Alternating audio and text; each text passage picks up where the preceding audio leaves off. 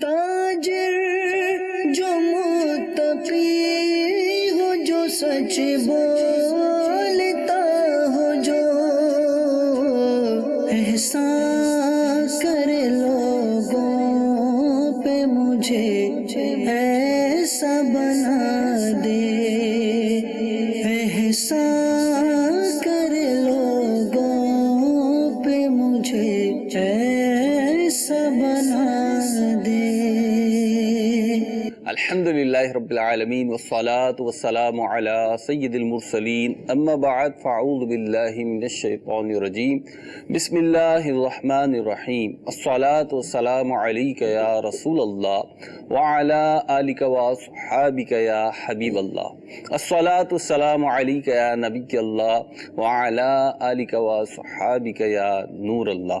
مدنی channel کے ناظرین، الحمدللہ عز و جل آپ سلسلہ دیکھ رہے ہیں احکام تجارت۔ یوں تو یہ سلسلہ تاجروں کے لیے ہے، لیکن تجارت دو طرفہ معاملہ ہوتا ہے، کوئی خریدار ہوتا ہے اور کوئی تاجر ہوتا ہے۔ تو ان معنوں میں کہ مدنی چینل دیکھنے والے جتنے بھی افراد ہیں کسی نہ کسی صورت اس سلسلے سے ریلیٹڈ ہیں، اور جب آپ خرید و فروخت کرتے ہیں، مالی لین دین کرتے ہیں اور زندگی کے مختلف مراحل گزارتے ہیں، تو بہت سارے سوالات جو ہیں وہ جنریٹ ہوتے ہیں، اور شرعی حوالے سے آپ اس پہ رہنمائی چاہتے ہیں۔ الحمدللہ یہ سلسلہ اسی حوالے سے ہے کہ آپ کے مالی معاملات ہوں اور کاروباری لین دین کے معاملات ہوں، خرید و فروخت کے معاملات ہوں، آجر اور اجیر یعنی ملازم اور سیٹ کے معاملات ہوں، مفتی علی اصغر عطاری مدنی مدظلہ العالی ہمارے ساتھ موجود ہیں انشاءاللہ عز و جل۔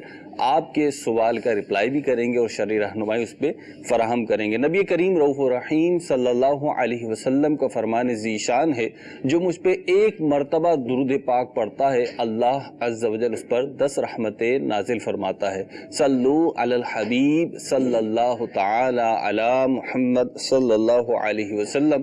آپ کی کال کی طرف بڑھنے سے پہلے آج مجھ سے میں چاہوں گا کہ پہلا سوال میں کر لوں فائدہ اٹھا کر، کیونکہ ہے مالی لین دین کا معاملہ۔ وہ یہ ہے مفتی صاحب کہ ایک برادری سے تعلق نال فرد نے رابطہ کیا اور انہوں نے بتایا کہ ہماری جب کسی کا انتقال ہوتا ہے تو ہماری برادری میں دستور ہے کہ جس کا انتقال ہوا اب اس کے لیے جو ہے نا وہ برادری میں کوئی ایک بڑا ہوتا ہے، اس کے پاس سب جو ہے کچھ نہ کچھ رقم دیتے رہتے ہیں۔ شادیوں میں تو ہم نے سنا تھا تقاریب میں کہ کچھ لینا دینا ہوتا ہے، سلامی جسے ہمارے یہاں کراچی میں کہتے ہیں، تو وہ برادری کے ایک بڑے بزرگ کے پاس پیسے جمع کرواتے رہتے ہیں برادری کے افراد، اور جب وہ سارے جمع کرا دیتے ہیں، لکھ بھی لیے جاتے ہیں، تو وہ پھر انتقال شدہ جو فرد ہوتا ہے اس کے وارثوں کو دے دیے جاتے ہیں، اور وہ اس میں تقسیم ہوتے ہیں، اس کی تدفین وغیرہ پہ بھی خرچ ہوتے ہیں۔ تو یہ معاملہ ہوتا ہے، تو اس کا شرعی حکم کیا ہوگا؟ الحمدللہ رب العالمین والصلاة والسلام علی سید الانبیاء والمرسلین، اما بعد فاعوذ باللہ من الشیطان الرجیم، بسم اللہ الرحمن الرحیم۔ میں نے تو پہلی دفعہ سنا ہے ایسے کوئی صورتحال؟ سنا تو میں نے بھی پہلی ہی دفعہ ہے۔ بہت سارے سوالات ایسے ہوتے ہیں جو آپ پوچھتے ہیں اور وہ ہم شامل سلسلہ کرنا چاہتے ہیں، لیکن پہلی ترجیح یہ ہوتی ہے کہ آپ کی کال شامل سلسلہ کر لیں، ایسا محسوس نہ ہو کہ میں نقیب کی حیثیت سے یہاں بیٹھا ہوا ہوں تو اس کا فائدہ اٹھاتے ہوئے مفتی صاحب کی طرف جو ہے میں آگے بڑھوں۔ تو مدنی چینل کے ناظرین جو سلسلہ احکام تجارت باقاعدہ دیکھتے رہتے ہیں، آپ دیکھتے ہیں کہ ہم آپ کی کال ہی شامل کرتے ہیں، لیکن بعض سوالات کی نوعیت ایسی ہوتی ہے کہ اس کی وائس یا اس کی جو ویڈیو ہوتی ہے وہ تو ہمارے پاس نہیں پہنچ رہی ہوتی، یا ہم نہیں لے پاتے، یا یوں کہہ لیں کہ ترجیح یہ دیتے ہیں پوچھنے والے کہ بھئی آپ اپنے طور پہ جو ہے وہ مفتی صاحب سے پوچھ لیجئے گا، تو اس نوعیت سے ہم سوالات آپ کے شامل کر لیتے ہیں۔ تو یہ جو آپ کے پاس آپشن ہے، بہرحال اس کو آپ یوز کریں، فائدہ اٹھائیں۔ اس کے ساتھ ساتھ سوشل میڈیا کے جو ناظرین ہیں وہ بھی مفتی صاحب کا پیج، فیس بک پیج مفتی علی اصغر کے نام سے، تو آپ اس کو فالو کر سکتے ہیں۔ اسی طریقے سے یوٹیوب پر بھی ہمارا مفتی صاحب کے نام سے ہی چینل ہے، مفتی علی اصغر کے نام سے، تو اس کو بھی فالو کر سکتے ہیں۔ احکام تجارت کے سلسلے اور مفتی صاحب کے جو دیگر سلسلے ہوتے ہیں وہ ہم کنٹینیو کرتے ہیں، اس سلسلے میں اپلوڈ کرتے رہتے ہیں، وہاں سے آپ یوٹیوب چینل کے ذریعے سے اسے حاصل کر سکتے ہیں۔ جی اسے لکھنے کا کیا مطلب ہے کہ جناب فلاں نے اتنے دیے، فلاں نے اتنے دیے؟ ایسا تو نہیں ہے کہ یہ نیوتے کی طرح ایک رسم ہو؟ کچھ اسی ٹائپ کی تھی، یہی بتایا انہوں نے کہ پھر جب ان کے یہاں کسی کا انتقال ہوتا ہے تو پھر یہ لوگ بھی دیتے ہیں اپنی حیثیت کے مطابق۔ دیکھیے شریعت مطہرہ کے اندر ایک بڑا ہی اہم اصول ہے جی کہ کسی چیز کے حرام ہونے کا کوئی سبب نہ ہو جی اس کو حرام نہیں کہا جا سکتا۔ ٹھیک ہے، اسی بنیاد پر جو رواج ہے جی ہر برادری کا الگ رواج ہوتا ہے. اب شادی بیاہ کو دیکھ لیں جی یعنی جائز رواج بھی بہت سارے ہوں گے. ٹھیک ہے. مثال کے طور پر ناگوری برادری ہے, ان کے یہاں یہ رواج ہے کہ جہیز لڑکا تیار کرتا ہے, لڑکی والوں کی طرف سے نہیں آتا, لڑکی والوں کی طرف سے نہیں آتا. لڑکا کو گھوم رہا ہوتا ہے, جناب میں نے بیڈ خریدنا ہے, میں نے یہ خریدنا ہے, میں نے وہ خریدنا ہے. ٹھیک ہے. اچھا, بعض برادریوں کے اندر بارات جب آئے گی تو انہیں چائے تک نہیں ملے گی, اپنے خرچے پہ انہیں کھانے ہوں گے, جو بھی ہوٹل میں لے جاتے ہیں, اپنا وہ اہتمام کرتے ہیں. ٹھیک ہے. جبکہ اکثر طور پر یہ ہوتا ہے کہ جب بارات آتی ہے اس کو کھلایا جاتا ہے. جی بھئی کھلایا جانا نہ کھلایا جانا یہ کیا یہ رواج ہے.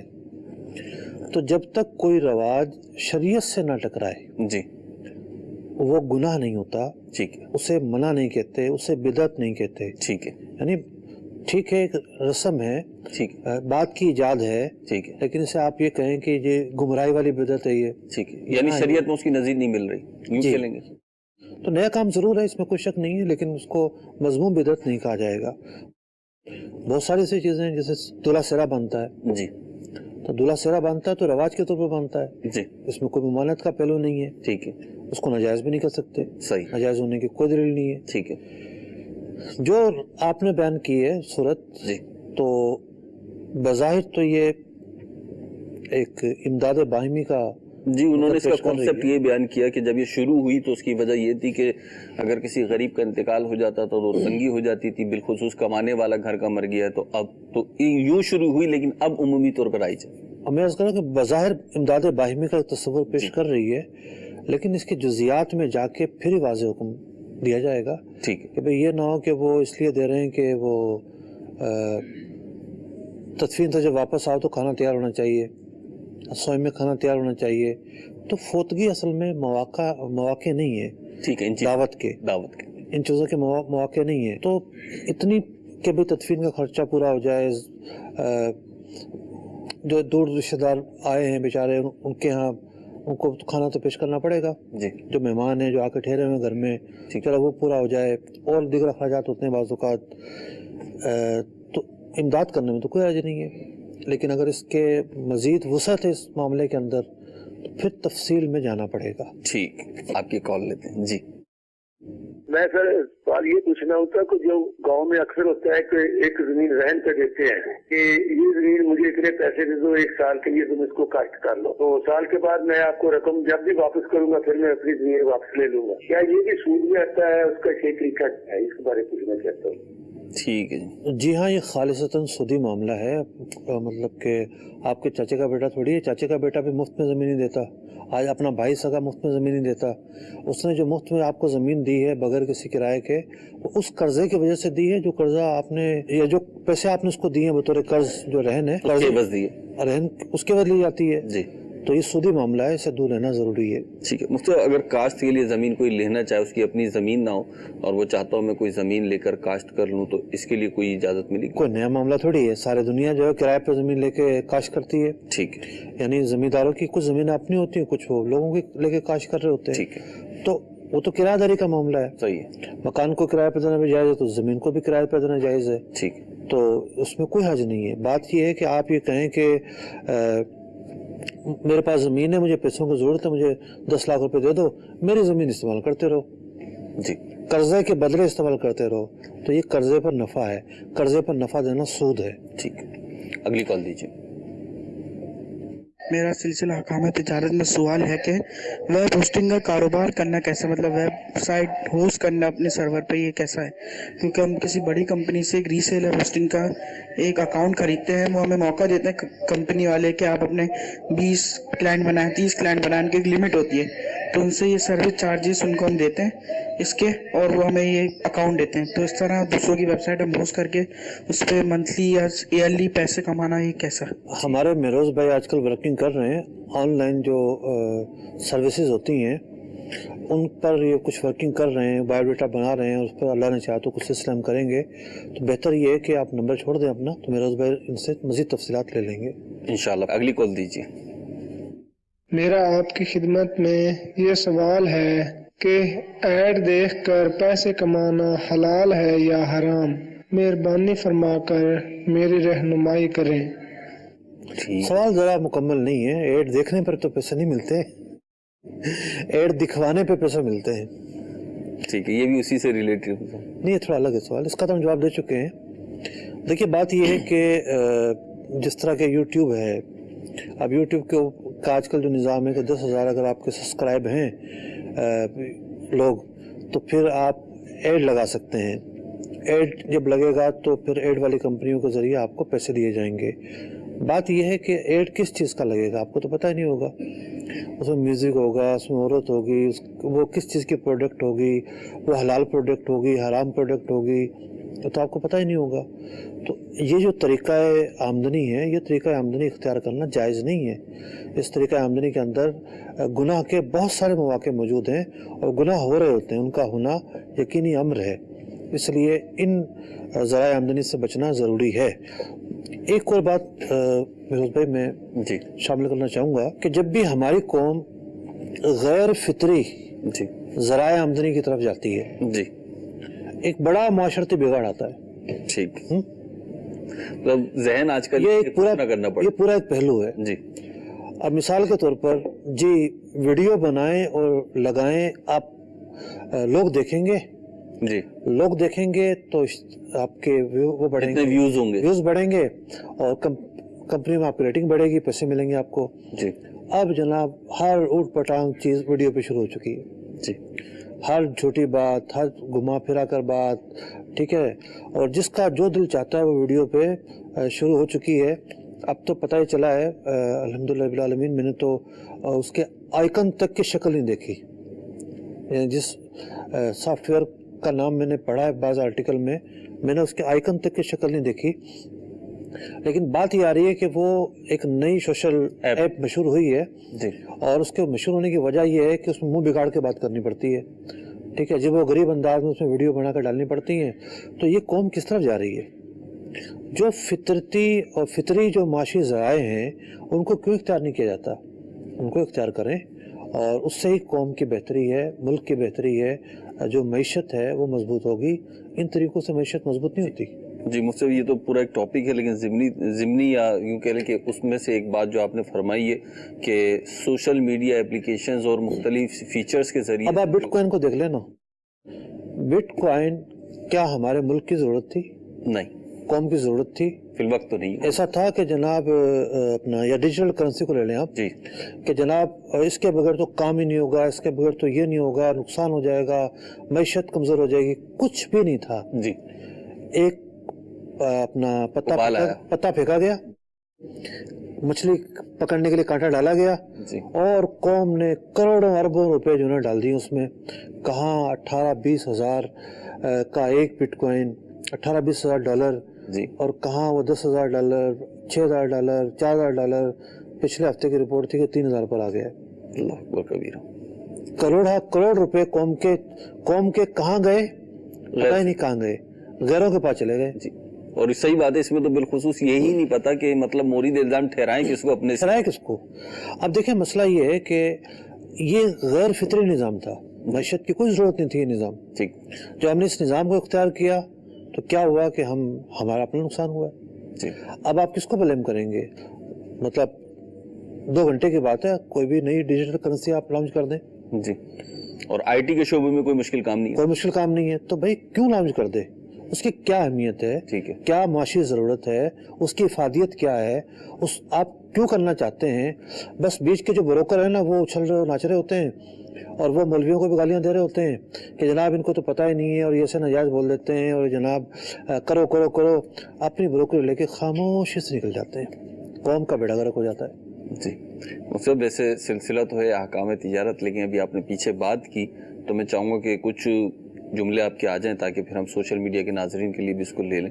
آپ نے بھی اپلیکیشنز کی جو بات کی, اور ہماری قوم یا پوری دنیا کے بالخصوص نوجوان اسی طریقے سے سن کے پڑھ کے ہمیں پتہ چلتا ہے. جب پرابلم یہ آ رہی ہے کہ ان چیزوں میں لوگ انوالو ہو رہے ہیں اور اس کے لیے مختلف بہانے تراشے جا رہے ہیں. ایک تو یہ کہ جی تفریح ہے، سمپل تفریح ہے، تو تفریح کرنے میں کیا حرج ہے، ہم تو تفریحاً کر رہے ہیں، کوئی ہمارا مقصد نہیں ہے، کوئی سنجیدہ موٹیو نہیں ہے، بس صرف تفریحاً کر رہے ہیں. دوسری چیز یہ کہ جی پہلے اتنے غم ہیں، پہلے اتنی پریشانیاں ہیں، اگر قوم جی 1-2 منٹ یا 30 سیکنڈ 40 سیکنڈ کی ویڈیو دیکھ کر خوش ہو جاتی ہے، یعنی خوش ہو جاتی ہے، بس یہی ہمارا مقصد ہے.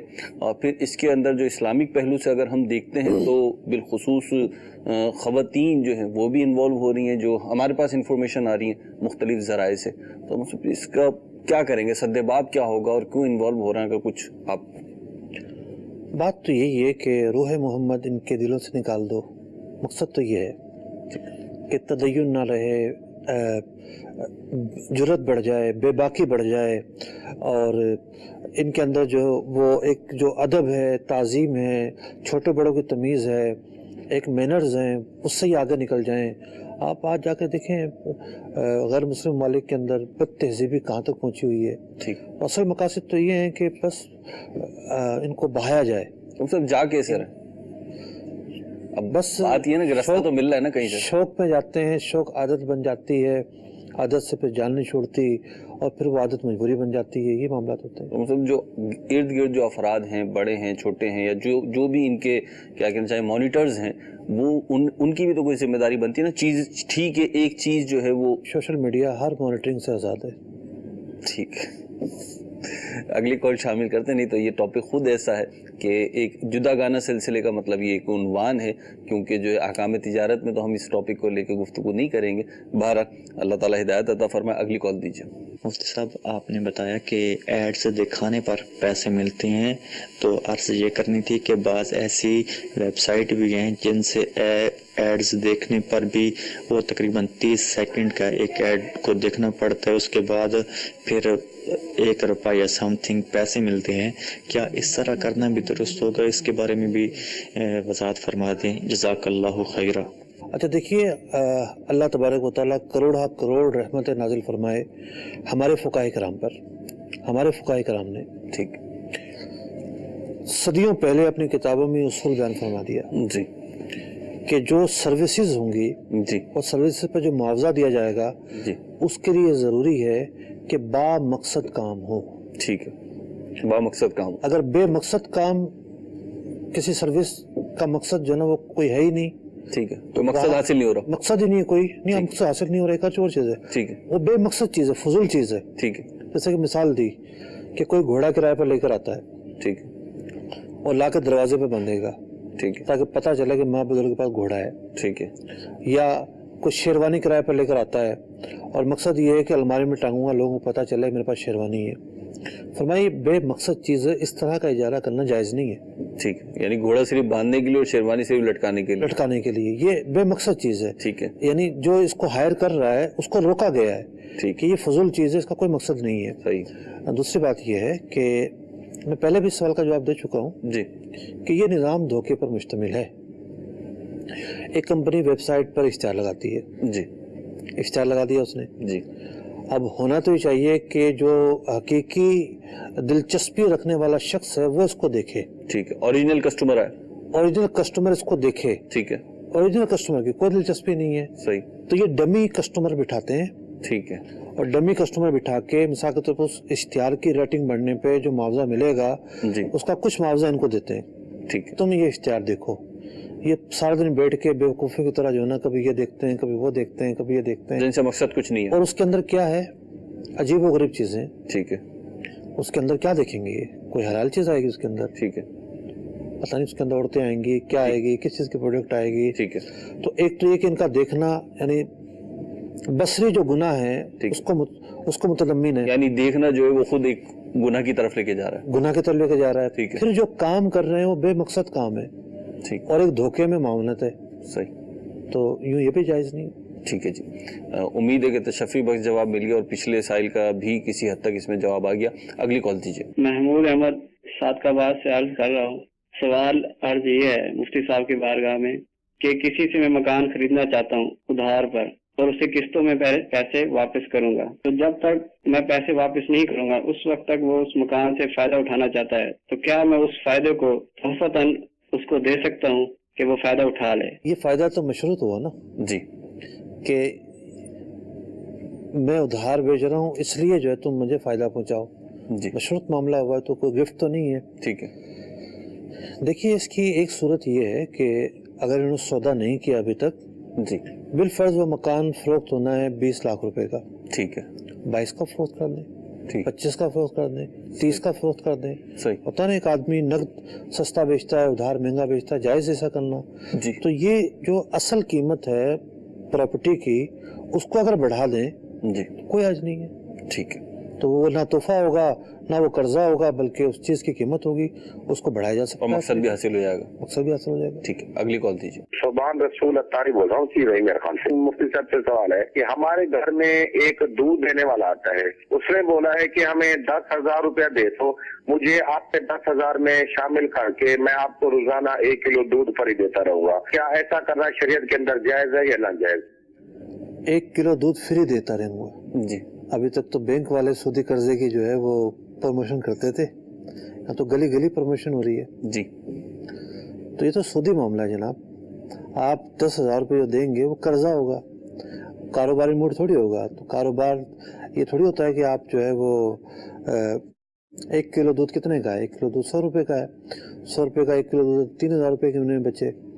تو کاروباری تھوڑی کہ 3,000 روپے ہی بچیں گے اس کے اندر، کم بھی بچ سکتے ہیں، زیادہ بھی بچ سکتے ہیں. صرف 10,000 روپے 3,000. وہی نا جی اس نے تو اپنا 3% کا فارمولا لگایا. 3% کا بھی کیوں، بہت کم فارمولا لگایا ہے. فارمولا تو زیادہ کا لگ گیا. 10,000 روپے تو 1,000 روپے ہی ہو گیا. 10%. ٹھیک، 10% کا فارمولا 10% کا فارمولا لگایا. یہ تو بہت زیادہ ہے. تو سوال یہ پیدا ہوتا ہے کہ یہ کاروبار تو نہیں ہے نا، نہیں کاروباری موڈ تو نہیں پایا جاتا. کاروبار موڈ تو نہیں ہے، وہ قرضہ ایک طرح سے. جی تو یہ جو 1,000 روپے دینے کی پیشکش کی گئی ہے جی یہ سودی قرضہ ہے. یعنی یہ نفع جو ہوگا، یہ جو دودھ ان کو ملے گا وہ خالصتاً سود ہوگا.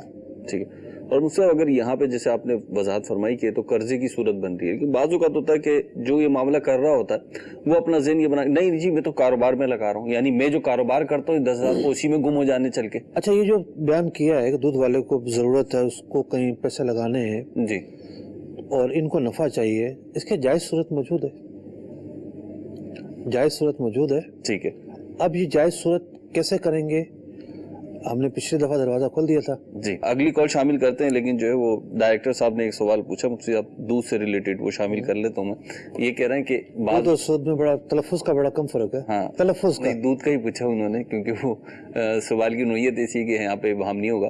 وہ یہ کہ 1 کلو دودھ کے ساتھ 1 کلو دودھ فری ملتا ہے بعض اوقات، تو یہ جائز کہیں کہیں ہوتا ہے. دیکھیں جو ہم 1 کلو دودھ کے پیسے دیتے ہیں 100 روپے، جی بالفرض قرضہ تو نہیں ہے نا. نہیں قرضہ نہیں ہے اور نفع مل رہا ہے کوئی، تو کوئی ممانعت بھی نہیں ہے. ٹھیک ہے. تو اس کی 2 تعبیر ہو سکتی ہیں. یا تو حقیقت میں وہ 2 کلو دودھ 100 روپے کا نہیں ہے. ٹھیک ہے. 2 کلو دودھ ہی 100 روپے کا ہے. 2 کلو دودھ 100 روپے کا اصل میں. ٹھیک ہے. یہ نہیں کہ 1 کلو دودھ 100 روپے کا اور دوسرا فری. جی دوسری اگر یہ ہو تو بھی جائز ہے. ٹھیک ہے. دوسری تعبیر یہ ہو سکتی ہے کہ ٹھیک ہے 1 کلو ہی فری، 1 کلو ہی کی قیمت ہے، ایک کی قیمت ہے، دوسرا انعام کے طور پر ہے. ٹھیک ہے تو بھی اجازت. ہاں ٹھیک ہے جی.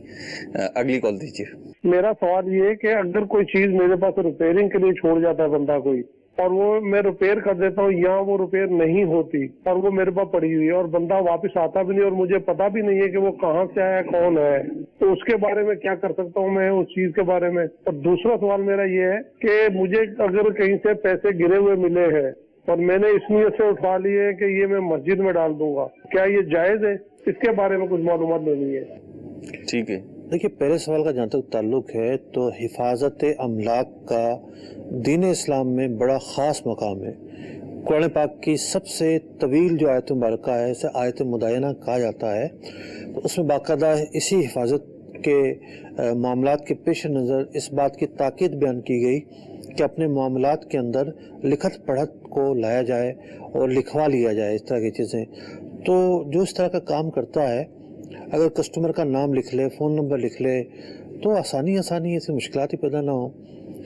تو آج کل تو ویسے کافی حد تک ریشو کم ہو گیا ہے نمبر بدلنے کا. شروع میں جو زیادہ پیکیجز آتے تھے لوگ نمبر زیادہ بدلتے تھے. جی تو یہ کوئی نہ کوئی شناخت رکھ لی جائے گی تو اس تک پہنچنا آسان ہوگا. اب تو بہرحال آپ کو انتظار ہی کرنا پڑے گا. یہ امانت ہے اور اس امانت کو آپ کو سنبھال کر رکھنا ضروری ہے. دوسرا جو سر آپ نے کیا کہ کوئی گری پڑی چیز آپ نے اٹھائی ہے مسجد کی نیت سے، تو نیت یہ کرنی چاہیے کہ مالک تک پہنچا دوں گا، یا مالک تک نہ پہنچا سکا جو شریعت نے حکم دیا ہے وہاں پہنچاؤں گا۔ اگر کوئی شخص یہ نیت کرتا ہے کہ واہ ابھی مال مفت مل گیا چلو رکھو جیب میں، تو نیت کرتے ہی وہ گناہ گار ہو جائے گا، اللہ اس کا مال نہیں ہے۔ یہ فقہ نے باقاعدہ یہ جزیہ بیان کیا ہے جی کہ انما الاعمال بالنیات کے تحت بیان کیا ہے جی۔ چیز اٹھائی مالک تک پہنچاؤں گا یا مصرف تک پہنچاؤں گا تو جائز ہے، گری پڑی چیز اٹھائی خود اپنی سمجھ کے تو غصب کی نیت شامل ہو گئی اور یہ گناہ گار ہو گیا۔ تو مالک تک پہنچانے کی نیت کی یا یوں نیت کی کہ مالک نہیں ملا، اب کرنا کیا چاہیے؟ تو دیکھیے سب سے پہلے تو ہر چیز ہر موقع محل کا الگ ایک حساب ہوتا ہے کہ مالک کے آنے کی امید کا انتظار کیا جائے اور مشتہر کیا جائے، بتا دیا جائے جہاں سے اٹھائیے کہ بھئی کوئی آئے تو بتا دیجیے گا میرے پاس ہے۔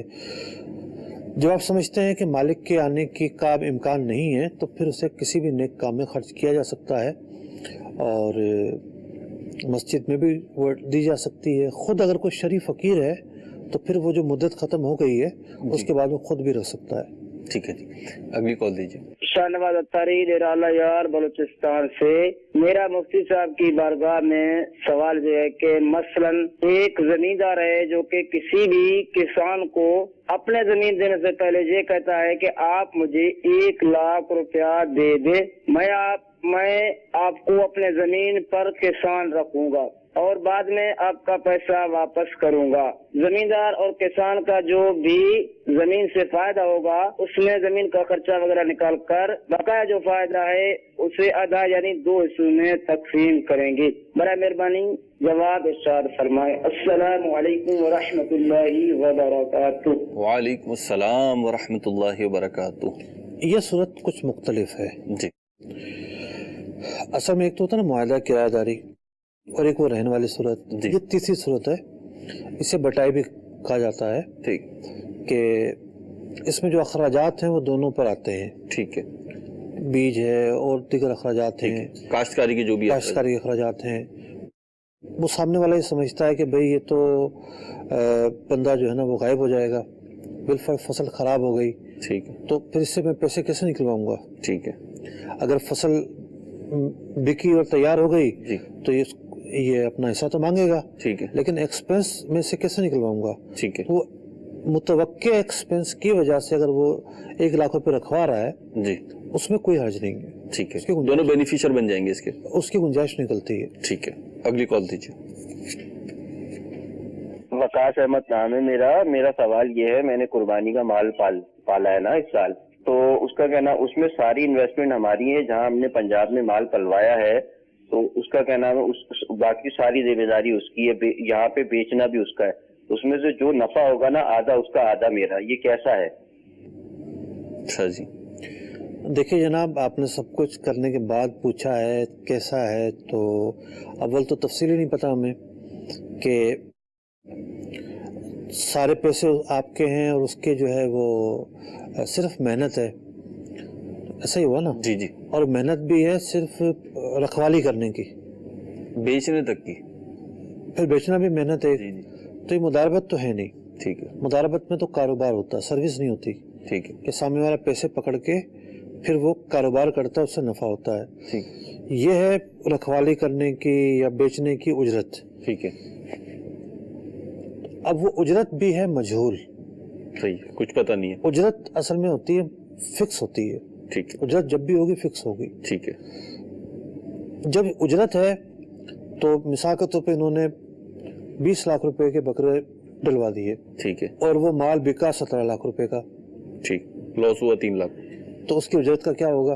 ٹھیک ہے، یعنی جو اس کا پروفٹ بنتا تھا یا اس کی ویجز بنتی تھی اس کا وہ تو ضائع ہو گئی، ٹھیک ہے، آپ نے تو یہ دیا کہ جی نفع ہوگا اس میں ہم آدھا دیں گے آپ کو، جی، نفع ہی نہیں ہوا، صحیح، بعض اوقات ایسا ہوتا ہے نا کہ بالکل منڈی کے دنوں میں بارش ہو جاتی ہے یا کوئی بیماری آ جاتی ہے یا جانور درمیان میں کچھ مر جائیں گے، اللہ نہ کرے ایسا نقصان ہو ان کا، اللہ کرے کہ نہ مرے، ہماری تو یہ دعا ہے، لیکن اگر اس طرح کے خطرات واقع ہوتے ہیں تو ان کی انویسٹمنٹ ٹوٹنے کا تو اندیشہ موجود ہے، اس فگر سے بھی کمانے کا امکان موجود ہے، سوال یہ پیدا ہوتا ہے کہ پھر اجرت کہاں سے دی جائے گی؟ ٹھیک ہے، تو اس طریقہ کار کے اندر غلطی موجود ہے، صحیح، اس کو یہی اس کی صورت بنتی ہے کہ ان کے ساتھ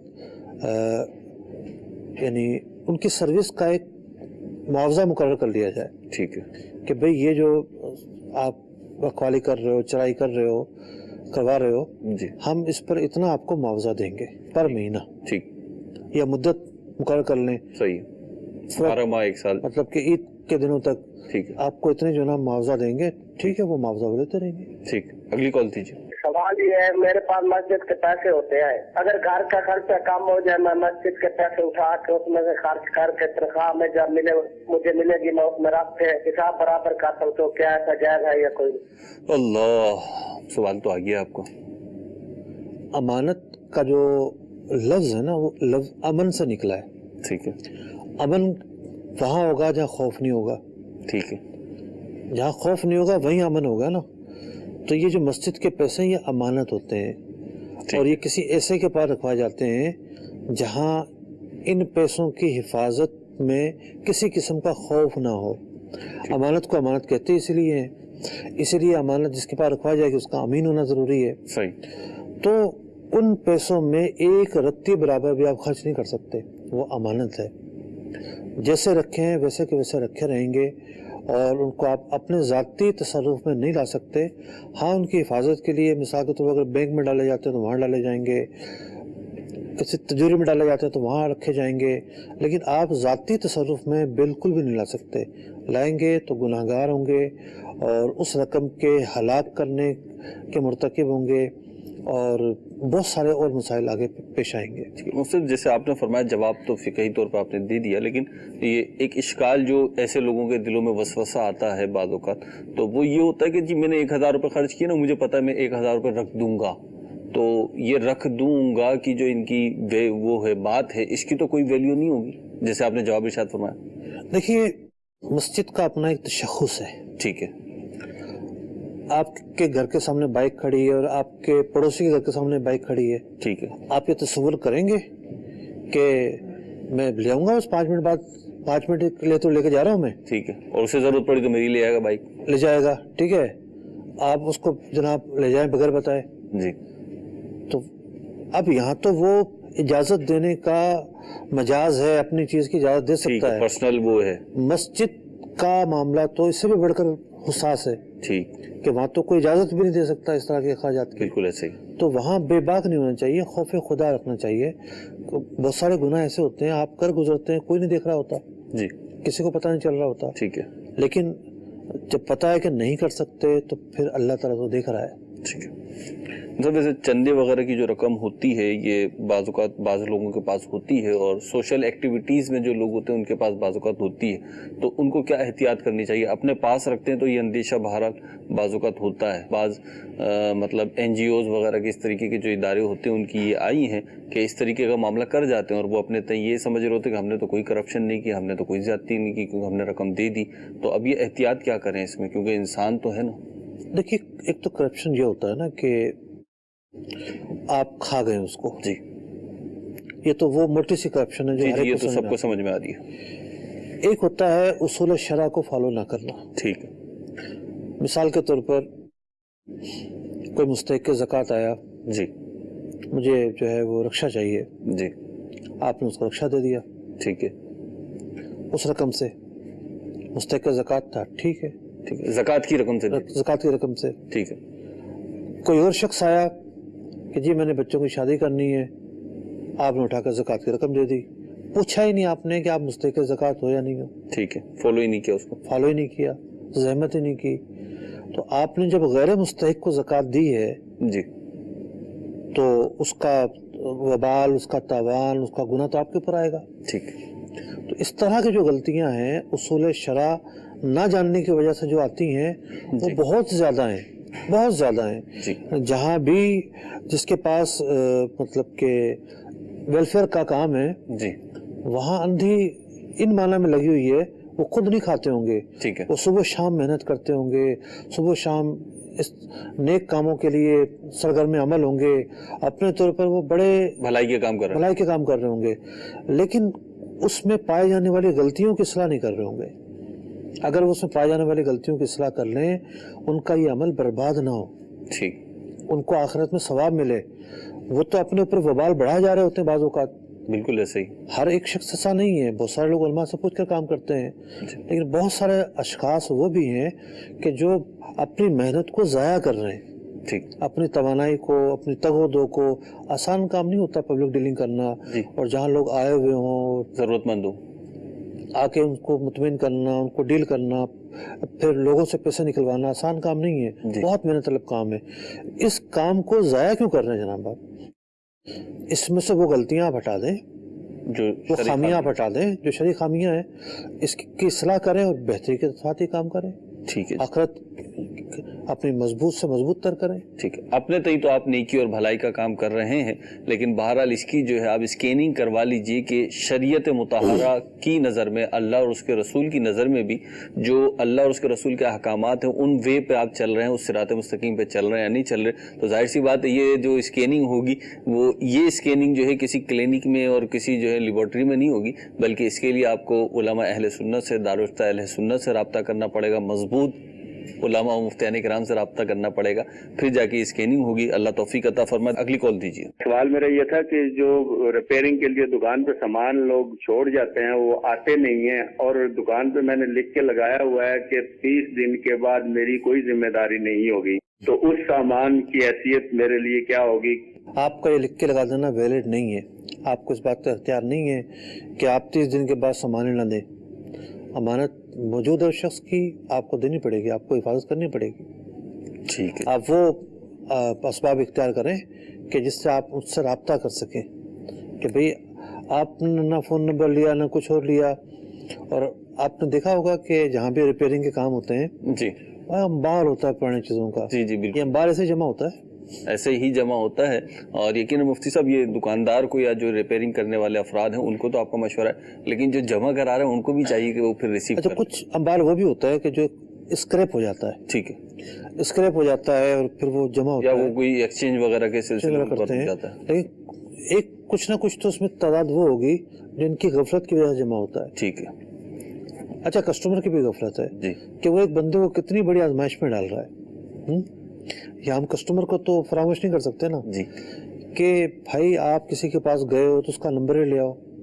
ٹھیک ہے، آپ کہیں پھنس گئے ہو، آ نہیں سکتے، کوئی مسئلہ ہو گیا ہے تو بتا تو دو. سامنے والا مخمصے میں بیچارہ مبتلا ہے. کسٹمر یہ سوچتا ہے کہ جی وہ چیز میرے کام کی نہیں ہے. مثال کے طور پہ موبائل فون ہے، اب یہ میں صحیح کرانے جاؤں اور مجھے دکاندار کہے کہ مہرز بھائی اس میں جو ہے نا 15,000 روپے لگیں گے یا 10,000 روپے لگیں گے. میں سوچوں یہ 10-15,000 روپے کی جو ہے نا میں اس میں ورکنگ کرواؤں، اس کو درست کرواؤں، اس سے بہتر یہ میں 5-10,000-20,000 روپے ڈال کے نیا موبائل فون لے لوں. تو اب یوں سوچ کے میرے لیے تو بیکار ہو گیا. تو میں تو اپنا آپ تو واپس لے آئے نا. جی میں تو واپس تو چھوڑ کر کیوں آئے گا کسٹمر؟ مسئلہ یہ ہے. دکاندار اس میں محنت کرے گا، اپنا مال ڈالے گا، اس میں جو ہے نا سامان ڈالے گا، اور اس نے جب ایکسٹرا محنت کی اس کو تو اس کو پیسے ملا ہی نہیں، جی معاوضہ ملا ہی نہیں. جی یہ بھی تو مشکلات ہے، بڑی آزمائش کی بات ہے. ہاں، دکاندار پہ ظلم ہے یہ. جی تو دکاندار کو بھی کچھ چیزیں سوچنی چاہیے. ٹھیک ہے، کسٹمر کو بھی کچھ چیزیں سوچنی چاہیے. دکاندار کو اپنی دنیا آخرت کی بہتری سوچنی چاہیے اور کسٹمر کو اپنی دنیا آخرت کی بہتری سوچنی چاہیے. صلو علی الحبیب صلی اللہ تعالی علی محمد صلی اللہ علیہ وسلم. تاجر جو متقی ہو، جو سچ بولتا ہو، جو احسان کرے لوگوں پہ، مجھے ایسا بنا دے. احسان